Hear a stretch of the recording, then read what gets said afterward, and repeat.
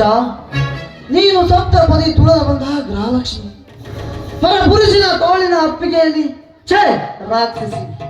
ನಿನಗೆ ತಾಳಿ ಕಟ್ಟಿದ ದೇವರು ಇನ್ನೂ ಜೀವಂತ ಇದ್ದಾನೆ. ಮಿಸ್ಟರ್ ಕವಿಗಳೇ, ಹೆಣ್ಣು ತಾ ಬಯಸಿದ ಗಂಡು ಕೈ ಜಾರಿ ಹೋದಾಗ ಮತ್ತೊಬ್ಬರ ಸುಖವನ್ನು ಬಯಸುವುದೇ ತಪ್ಪ? ಸರೋಜ, ನಾವು ಬಯಸಿದ ಭಾಗ್ಯ ಸಿಕ್ಕರೆ ಈ ಪ್ರಪಂಚದಲ್ಲಿ ಎಲ್ಲ ಮನುಷ್ಯರು ಕೈಲಾಸ ಕಂಡು ಬರುವುದುಂಟು. ಆದರೆ ಸೃಷ್ಟಿಕರ್ತನ ನಿಯಮದಂತೆ ನಡೆಯುವುದು ಈ ಜಗದ ನಿಯಮ. ನನ್ನನ್ನು ನಿನ್ನನ್ನು ಒಂದು ಮಾಡುವ ಭಾಗ್ಯ ಆ ದೇವರು ಹಣೆಯ ಮೇಲೆ ಬರೆದಿದಂದರೆ ತಲೆ ಕೆಡಿಸಿಕೊಳ್ಳುವ ಉತ್ಸವ ಬಿಟ್ಟು ಬಿಡು. ನೋಡಿ ಕವಿಗಳೇ, ಆ ಸೃಷ್ಟಿಕರ್ತನ ಹಣೆಯ ಬರಹದಲ್ಲಿ ಹೀಗೆ ಬರೆದಿರುವಾಗ ತಪ್ಪೇನು ನಾನು ಮಾಡಿದ್ದೆ? ಹುಚ್ಚು ಏನೆ, ಕಣ್ಣಲ್ಲಿ ಕಣ್ಣಿಟ್ಟು ನೋಡಿಕೊಳ್ಳುವ ಪತಿಗೆ ಸತಿಯಾಗದೆ ಕಂಡವರ ಕಾಮದ ಮಂಚಕ್ಕೆ ರತಿಯಾಗಿ ಸುಖ ನೀಡುವವಳಿಗೆ ತಿಳುವಳಿಕೆ ಪಾಡಿ ಎಳೆಯಲು ನಾನೇನು ಸಮರ್ಥನಲ್ಲ. ಕವಿಗಳೇ, ನಿಮ್ಮನ್ನು ನಾ ಬಯಸಿದಾಗ ಬಂದು ನಿಮ್ಮ ಹೃದಯ ಅಂಗಳದಲ್ಲಿ ನನಗೆ ಸ್ಥಾನ ಕೊಟ್ಟಿದ್ರೆ ನಾನು ಕಾಲು ಜಾರಿದ ಹೆಣ್ಣು ಆಗ್ತಾ ಇರ್ಲಿಲ್ಲ. ಅದು ಅದೇ, ಅದರ ಪ್ರತಿಕಾರ ಸೇಡು ತೀರಿಸಿಕೊಳ್ಳಬೇಕಿದೆ ನಿಮ್ಮ ಮುದ್ದಿನ ತಮ್ಮನ ಮಡದಿಯಾಗಿ ಸೇರ್ಕೊಂಡಿದ್ದೇನೆ. ಸರೋಜ, ಕಳೆದೆ ಹೋದ ಹೊತ್ತು ಕೈ ಜಾರಿದ ಪ್ರೀತಿ ಎಂದಿಗೂ ಮರಳಿ ಸಿಗುವುದಿಲ್ಲ. ನನ್ನನ್ನು ನಿನ್ನನ್ನು ಒಂದು ಮಾಡುವ ಭಾಗ್ಯ ಆ ದೇವರು ಬರೆದಿರದ ಮೇಲೆ ತಲೆ ಕೆಡಿಸಿಕೊಳ್ಳುವ ಉತ್ಸವ ಬಿಟ್ಟು ಬಿಡು. ಏನಂದ್ರೆ ಈಗ ನಾನೊಬ್ಬನ ತೋಳಿನಲ್ಲಿ ಆಡಿದ್ದು ನಿಮ್ಗೆ ಕಿಚ್ಚು ಅಂತೀನಿ. ಇಲ್ಲ ಅಂದ್ರೆ ಹೇಳ್ಬಿಡಿ, ನೀವು ಕೂಡ ನನ್ನ ಮೇಲೆ ಆಸೆ ಇದ್ರೆ ಬನ್ನಿ, ಬೇಗ ನಮ್ಮನ್ನ ಒಂದು ಮಾಡುತ್ತಾನೆ ಆ ದೇವರು. ಸರೋಜ, ಸಾಕು ಮಾಡು ನಿನ್ನ ಏಸಿಗೆ ನೋಡಿ. ಅಮ್ಮನ ಹೆಂಡತಿ ಎಂದರೆ ಒಡ ಹುಟ್ಟಿದ ತಂಗಿಯ ಸಮಾನ. ಇನ್ನೊಮ್ಮೆ ಇಂಥ ಕೆಟ್ಟ ಆಲೋಚನೆ ಮಾಡಿದರೆ ನಿನ್ನ ಕೈ ಕಾಲು ಮುರಿದು ಇದ್ದು ಸತ್ತಂತೆ ಮಾಡಿ ಬಿಡುತ್ತೇನೆ. ಎಚ್ಚರ. ನನಗೆ ಎಚ್ಚರ ಹೇಳುವ ಹುಚ್ಚ ಕವಿಯೇ. ನೋಡು, ಸರ್ಪಕ್ಕೆ ಕಲ್ಲು ಹೊಡೆದಾಕ್ಷಣ ಸರ್ಪ ನಿನ್ನನ್ನ ಕಚ್ಚದೇ ಬಿಡದಲ್ಲ. ಹಾಗೆ ನಾನು ಕೂಡ ನಿನ್ನನ್ನ ಬಯಸುತ್ತೇನೆ, ನಿನ್ನನ್ನ ಪಡ್ಕೊಂಡೇ ತಿರ್ತೀನಿ.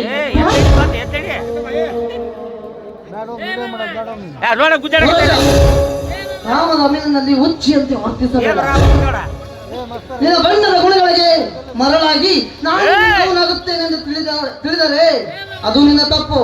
ಬೇಕಾದರೆ ನನ್ನ ಮಾನಕ್ಕೆ ಧಕ್ಕೆ ಬರುವ ಮುನ್ನ ನಾನೇ ಈ ಮನೆಯನ್ನು ಬಿಟ್ಟು ಹೊರಟು ಹೋಗುತ್ತೇನೆ.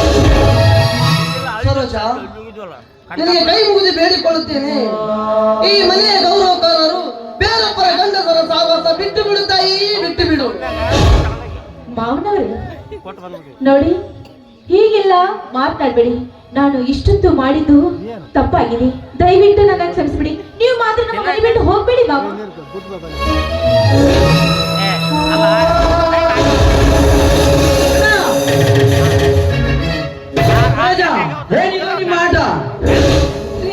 ನೀವೇನಾದ್ರೂ ಬರ್ದೆ ಹೋಗಿದ್ರಿ ನಿಮ್ಮ ಅಣ್ಣ ನನ್ನ ಸೇಲವನ್ನ ಹಾಳು ಮಾಡ್ಬಿಡ್ತಿದ್ದಾರೆ.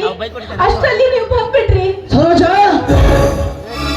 ನಾನು ನಿನ್ನ ಶೀಲವನ್ನು ಹಾಳು ಮಾಡಲು ಬಂದೆ. ಛೇ ತಮ್ಮ, ಅದು ಏನೆಂದರೆ ಅದು ಇದು. ನಾನೇ ನನ್ನ ಕಣ್ಣಾರೆ ಸರೋಜೆಯನ್ನು ಅಪ್ಪಿಕೊಂಡು ನಿಂತಿದ್ದ ಮೇಲೆ ಇದಕ್ಕೆ ಏನು ಉತ್ತರ ನೀಡ್ತೀಯಣ್ಣ? ತಮ್ಮ, ನೀನೇ ಕಣ್ಣಾರೆ ಕಂಡಿದ್ದು ಸತ್ಯ, ಆದರೆ ನನ್ನ ಮನಸ್ಸು ಹೃದಯ ಎಂತದ್ದೆಂದು ನಿನಗೆ ಗೊತ್ತಿಲ್ಲ. ಅಣ್ಣ, ಈಗಿನ ಕಾಲದಲ್ಲಿ ಸ್ವಂತ ತಂದೆಯ ರಕ್ತಕ್ಕೆ ಹುಟ್ಟಿದ ಮಗಳಿಗೆ ಮುತ್ತು ಇಕ್ಕವರಿದ್ದಾರೆ. ಅಣ್ಣನ ಹೆಂಡತಿ ಎಂಬ ಪರಿಕಲ್ಪನೆ ಇಲ್ಲದೆ ಅತ್ತಿಗೆ ಒಂದಿಗೆ ಚೆಕ್ಕಂದಾಡುವ ಮಂಗಮನಿಂದಲಿಲ್ಲ. ಅಂದ ಮೇಲೆ ತಮ್ಮನ ಹೆಂಡತಿಯನ್ನು ಒತ್ತು ಒಯ್ದು ಬಲಾತ್ಕಾರ ಮಾಡುವುದು ಯಾವಮ್ಮ?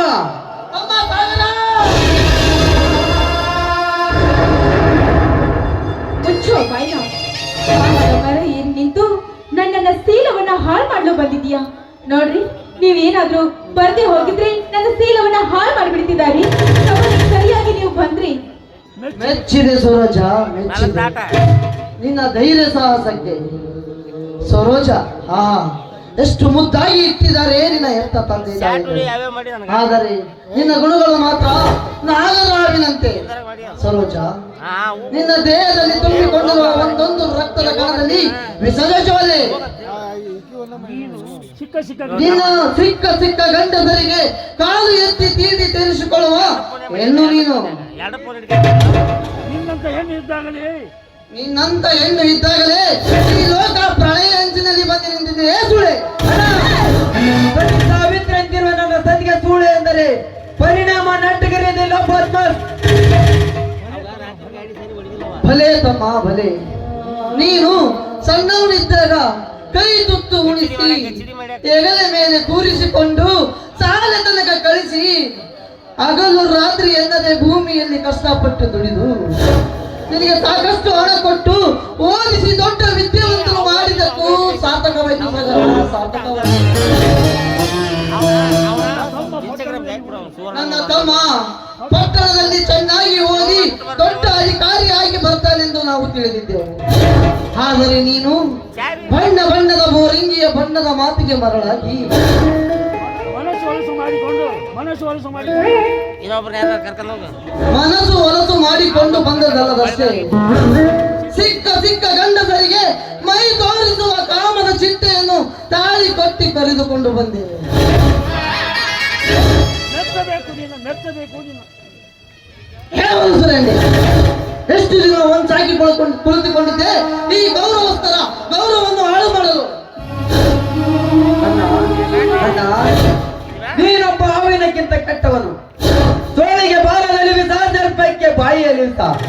ಆದರೆ ನಿನ್ನ ದೇಹದಲ್ಲಿರುವ ಒಂದೊಂದು ನರಗಳಲ್ಲೂ ವಿಸರ್ಜ ತುಂಬಿಕೊಂಡಿರುವ ನೀನೊಬ್ಬ ಕಾಮುಕ.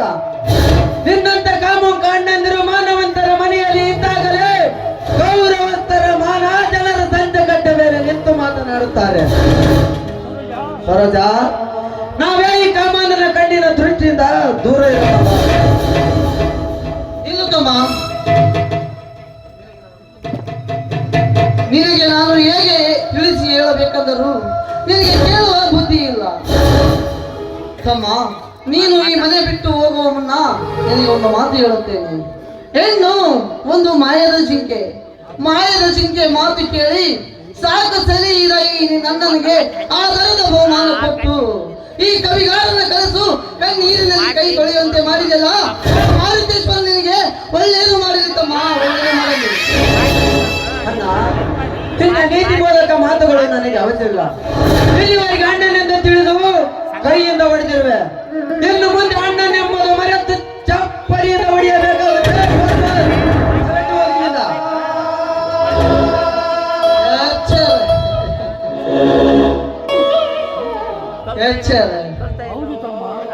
ಹೌದು ತಮ್ಮ, ನೀನು ನುಡಿಯುವ ಈ ಮಾತಿನಲ್ಲಿ ಎಚ್ಚರ ಎಂಬ ಪದಗಳನ್ನು ಆ ಪರಮಾತ್ಮ ಅಡಗಿಸಿದ್ದಾನೆ. ಏಕೆ? ಈ ಜಗತ್ತಿನಲ್ಲಿ ಬುದ್ಧಿವಂತರಿಗೆ ಬೆಲೆ ಇಲ್ಲ. ಹೆಂಡರ ಮಾತಿಗೆ ಕಿವಿ ಜೋತು ಬೀಳುವ ಗುಲಾಮಗಿರಿಯವರಿಗೆ ಹೂವಿನ ರಾಕಿ ಗೌರವಿಸುವುದು. ಏಕೆ? ಅವರ ಹೆಂಡರ ಒಂದಿಗೆ ಕತ್ತು ಕಾಮದ ಊಟ ಮಾಡಲು ಬರ್ತೀನಿ ತಮ್ಮ.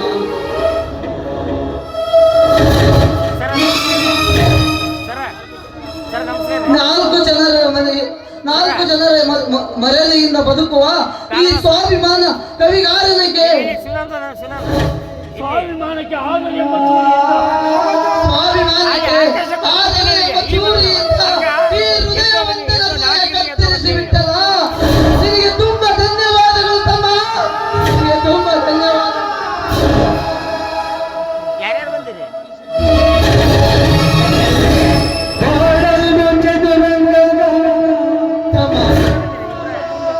ನೀನು ಕಣ್ಣಾರೆ ಕಂಡರು ಪ್ರತ್ಯಕ್ಷ ನೋಡು. ಅಯ್ಯೋ ತಂದೆ ತಾಯಿ,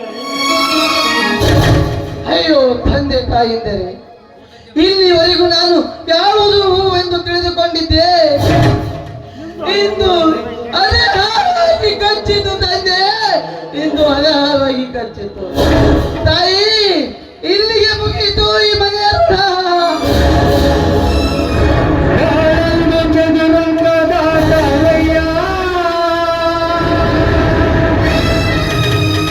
ಅಮನ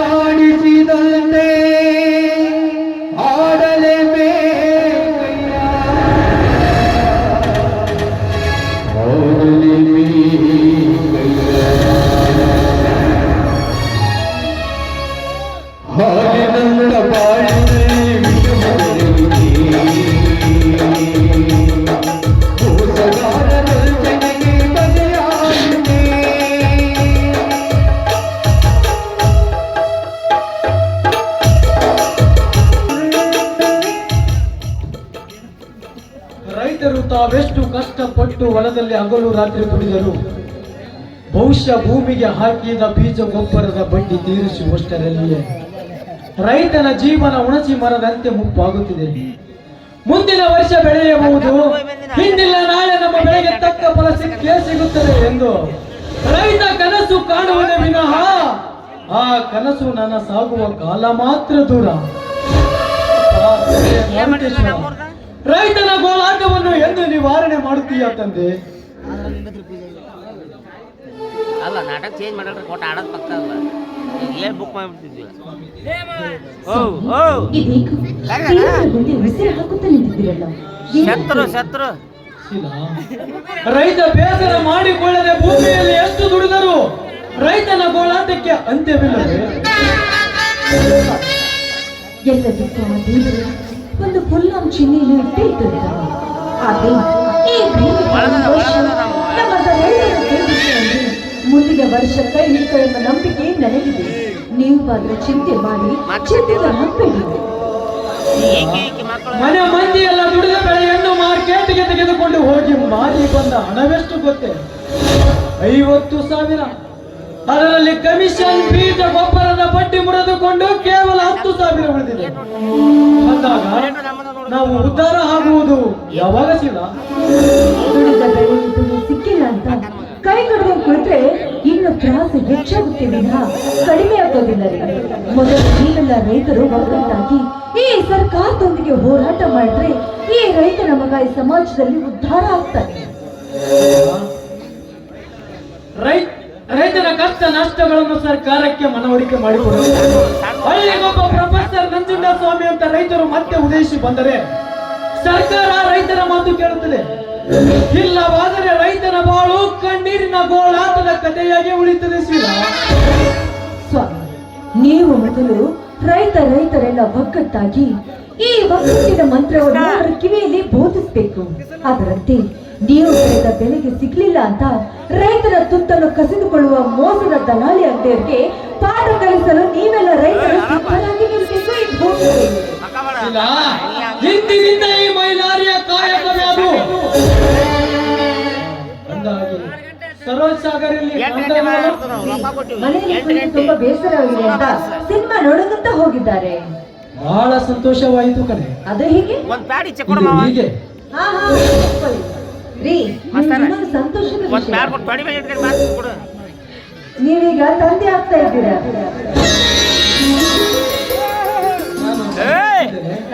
ಬಹಳ ಸಂತೋಷವಾಯಿತು. ವಾರ್ತೆಯಲ್ಲಿ ನುಡಿಸಿ ಒಂದು ಪ್ರೇಮ ಗೀತೆ.